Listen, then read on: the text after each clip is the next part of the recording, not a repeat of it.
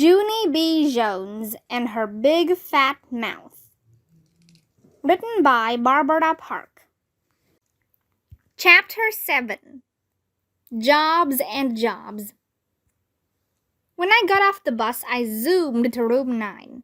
That's because I wanted job day to start very quick.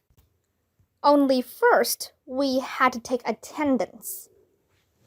And then, we had to say, I pledge allegiance to the flag of the United States of America and to the republic for which it stands. Except I don't know what that dumb story is even talking about. Then, finally, Mrs. clapped her loud hands together. And guess what? Job day started, that's what. Boys and girls, you all look wonderful in your outfits, Mrs. said. I can't wait to learn what all of you want to be when you grow up. Who would like to go first? I would, I yelled out. Only then, my bestest friend Lucille raised her hand very polite, and she got to go first. Lucille looked the most beautifulest I've ever seen her. She was wearing a new dress that her Nana bought for her. It was the color of pink velvet. Also, she had on shiny pink shoes and socks with bows and lace on them. Lucille's Nana is loaded, I think. Lucille went to the front of the room. She reached into a little bag and pulled out a sparkling crown with jewels on it. Then all of room 9 said, "Ooh," except for not the boys. When I grow up, I'm going to marry a prince, she said. And I'll be a princess, and my name will be Princess Lucille. Then she put the sparkling crown on her head, and she looked like a fairy tale guy. Mrs. smiled. That's a lovely thought, Lucille, she said. I know, said Lucille. My Nana says if you marry a prince, you're set for life. After that, Lucille said her dress costed $85, and her shoes costed $45, and her lacy socks costed $6.50 plus tax. Then Mrs. told Lucille to sit down. Ricardo went next. He was wearing a round yellow hat. It was the kind of hat you can bang on. This is called a hard hat, he said. You have to wear it when you're building tall buildings, or else somebody might drop a hammer from way up high, and it could hit you on the head and kill you. Mrs. smiled. So, you're interested in construction, right, Ricardo? She asked.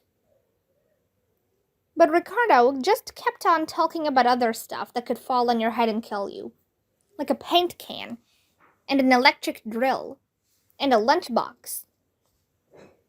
Then Mrs. said to sit down to him, too. That's when William raised his hand, only he was being very bashful, and he wouldn't go to the front of the room. You don't have to be nervous, William, said Mrs. Just tell us what you want to be when you grow up. William covered his face with his hands. Super William, he said very quiet. Then he got out of his seat, and he jumped way high in the air. Only his cape got tangled up in his chair, and he crashed into the table. After that, Super William got very sniffling, and Mrs. said we would get back to him later. Then lots of other kids talked about their jobs. Like a boy named Clifton is going to be a rich and famous astronaut. And a girl named Lily is going to be a rich and famous movie star. And also, she wants to direct. And a boy named Ham is going to be a rich and famous boss of a big company. And he taught us how to say the word, "You're fired." And here's the best one of all, 'cause a boy named Jamal Hall is going to be the rich and famous president of the whole United States. Cool, said Ricardo. Then the other boys said cool too. I did a secret smile. Yeah, only not as cool as my job, I thought to just myself. Then I raised my hand very polite, and Mrs. called my name. Oh boy, I shouted. Oh boy, 'cause mine is even better than President of the United States. I zoomed speedy quick to the front of the room. Then my excitement wouldn't stay inside of me anymore. A janitor! I'm going to be a janitor! I hollered out. After that, I jingled my jangly keys, and I waved my paintbrush in the air, and I clapped and clapped. Only too bad for me, 'cause nobody clapped back. And here's something even worser. Room 9 started laughing very much, and it was the mean kind. She wants to be a janitor, they yelled. Then they pointed at my brown pants, and they called me the name of stupid. And I didn't know what to do, because I felt very crumbling inside. And so I just kept on standing there and standing there. And my eyes got a little bit of wet in them, and my nose started running very much. That's how come I covered my face up. They're not having courtesy for me, I said real soft. Only just then, Mrs. clapped her angry hands together, and she scolded Room 9 a real lot. Junie B is right, she said. Being a janitor is a very important job. You have to be hardworking and reliable and very, very trustworthy. I peeked through my fingers at her. Yeah, and don't forget the part where you have to save people from danger, I said. Then that Jim I hate laughed right out loud. Janitors don't save people from danger, you goony bird, he said. I stamped my foot at him. Yes, they do. They do too, because one time I was eating a dangerous lifesaver, and a janitor made me spit it out. And also he brought his flashlight to room 9, and he saved William from the dangerous dental floss. Then I held up my jingling keys. And see these things? Keys are what janitor unlocks the bathroom door with, or else we couldn't even go to the toilet. Then I showed him my paintbrush. And janitor paints litter cans too, I said. And painting is the funnest thing I love. That Jim did a mean smile.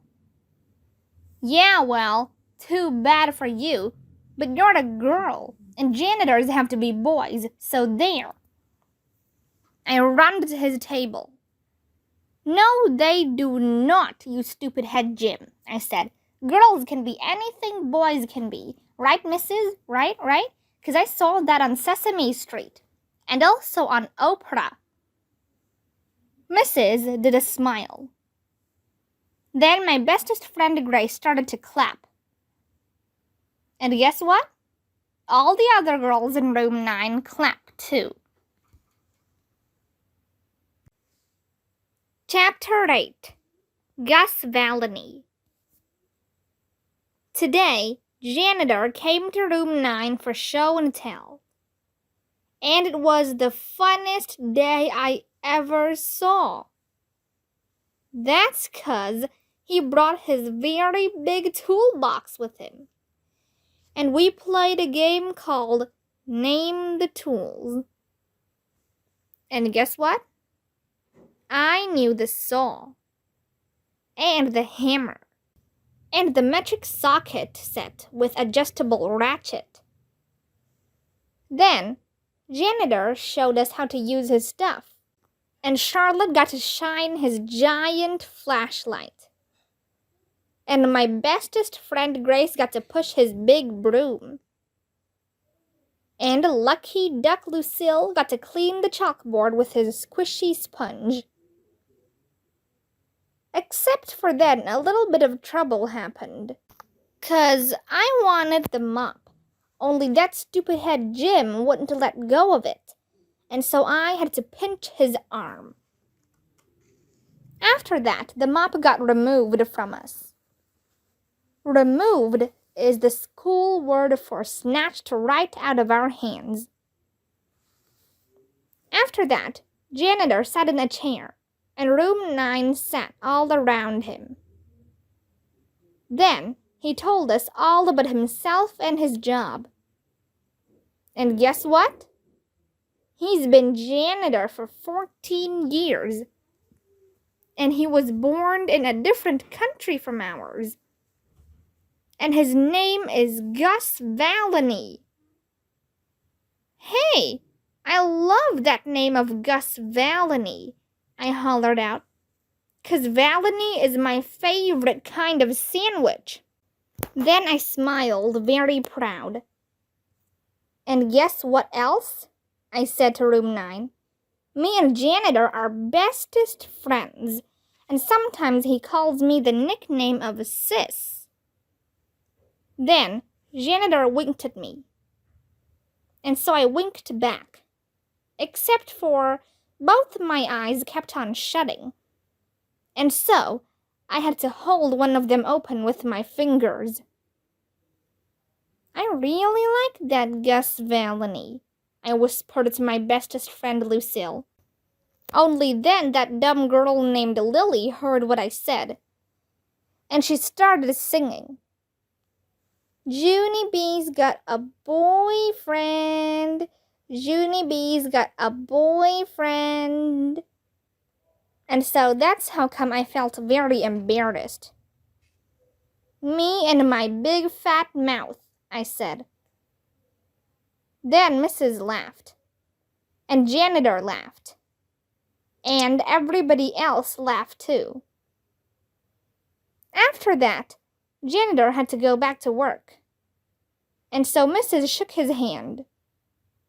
Then room 9 clapped and clapped for him, and Janitor smiled, and his jingly keys jangled all the way out the door.